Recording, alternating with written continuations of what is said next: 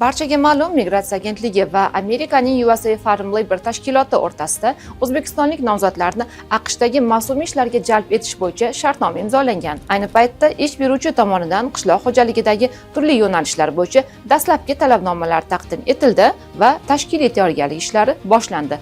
Jarayonlar bosqichma-bosqich amalga oshirilmoqda. Faqat quyidagi holatlar yuzasidan ish beruvchining e'tirozlari bor. Oxirgi kunlarda fuqarolar tomonidan hamkor tashkilotning dunyo bo'ylab faoliyat olib boradigan rekruterlariga hamda turli saytlar orqali to'g'ridan-to'g'ri murojaat qilish holatlari keskin oshgan.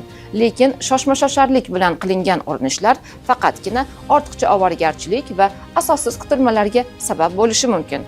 USA Foreign Labor tashkilotining rasman ma'lum qilishicha, nomzodlarni ro'yxatdan o'tkazish va saralash jarayonlari migratsiya agentligi orqali amalga oshirilishi va AQSh tomoniga yo'naltirilishi lozim. To'g'ridan-to'g'ri rekruterlarga murojaat qilish yoki mustaqil ro'yxatdan o'tish orqali ishga joylashish imkoniyati mavjud emas. Qo'shimcha ma'lumotlar migratsiya agentligining rasmiy sahifalarida e'lon qilinadi.